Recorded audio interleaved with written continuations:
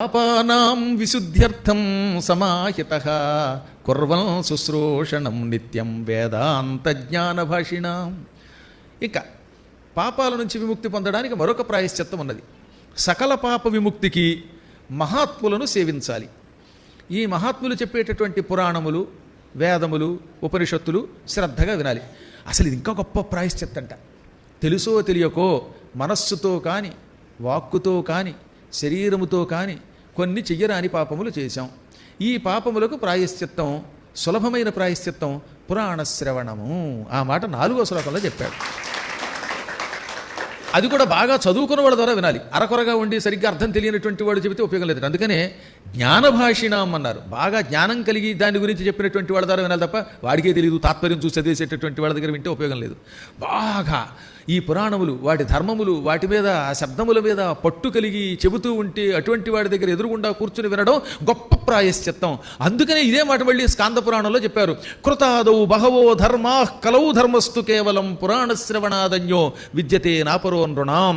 కృతయుగము, త్రేతాయుగము, ద్వాపర యుగం వంటి యుగాలలో మానవులకి మోక్షం పొందడానికి, పాప ప్రాయశ్చిత్తానికి ఎన్నో ధర్మములు చెప్పారు. తపస్సు చెయ్యండి, మొత్తం సర్వదానాలు చెయ్యండి, యజ్ఞాలు చెయ్యండి, స్నానాలు చెయ్యండి అని అనేక ధర్మాలు చెప్పారు. కానీ కలియుగంలో అన్ని ధర్మములు పాటించలేం. అందుకని కలియుగములో కేవలం ఒకే ఒక్క ధర్మం ఉన్నది. ఏమిటా ధర్మము? పురాణము వినడమే ఆ ధర్మము. పురాణము వినడము కంటే నృణాం నరులకు అపరహ ధర్మహ న విద్యతే, మరొక ధర్మం లేదు గనక శ్రద్ధతో అది వింటే ఆ విన్నదాన్ని వెళ్ళి మననం కూడా చేయాలంటున్నాడు.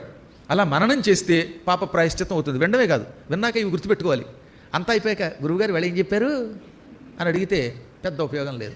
అందువల్ల విని దానిని నిధిధ్యాసం చేయాలి. నిధిధ్యాసం అంటే మళ్ళీ మళ్ళీ మననం చేసుకోవాలి, నెమరేసుకోవాలి, గుర్తుకు తెచ్చుకోవాలి. దానికి ఏమని పేరు? నిధిధ్యాసం. ఒత్తకూడదు, నిధి ధ్యాసము. మళ్ళీ నిధి అని ఒత్తితే అది డబ్బు అవుతుంది. నిధిధ్యాసం అనగా పదే పదే దానిని మననం చేసుకోవడం, విన్నది శ్రవణం చేసిన దాన్ని, ఇతరులు చెప్పినటువంటి వాటిని మనసులో పెట్టుకుని చదువుకున్న దాన్ని, వీటన్నిటిని పదే పదే గుర్తుకు తెచ్చుకుంటే నిధిధ్యాసం అంటారు. 3 చెప్పారు మనకి. 1 శ్రవణం, 2 మననం, 3 నిధిధ్యాసం. ఇప్పుడు మీరు చేస్తున్నారు శ్రవణం.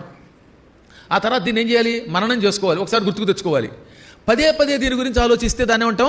నిధిధ్యాసం అంటాం. ఇంటికి వెళ్ళిన తర్వాత మళ్ళీ ఇది చెప్పారని ఇవాళ, రేపు, ఎల్లుండి ఎప్పుడు వీలుంటే ఎప్పుడు గుర్తుకు తెచ్చుకోవాలి. ఆవులు తినేస్తాయి, తినదాన్ని వెళ్ళి చేస్తే పడుకున్నాక లోపలంతా ఉండలు బయటికి తెచ్చుకునే అని నెమరేసుకుంటాయి. అప్పుడు బాగా అరుగుతుంది. మన వాళ్ళ అలా కడుపులోంచి బయటికి తెచ్చుకోలేరు, తెచ్చుకుంటే బయటకు వస్తుంది. అందువల్ల మనకు నెమరేసే అవకాశం లేదు. కానీ కనీసం విన్నవాటినైనా పదే పదే మననం చెయ్యాలి. ఈ విధంగా నిత్యము శ్రద్ధతో జ్ఞానాన్ని అభ్యసించి ఈ శ్రవణ మనన నిధిధ్యాసాలు చేస్తే అటువంటి వాడికి తస్య సంసార విచ్ఛిత్తి శ్రవణాదితి శృతి, అటువంటి వాడికి సంసార బంధాలు తొలగిపోతాయని సాక్షాత్తు వేదం చెబుతోందిట. శృతి అన్నారు, శృతియే చెబుతున్నది ఆ మాట.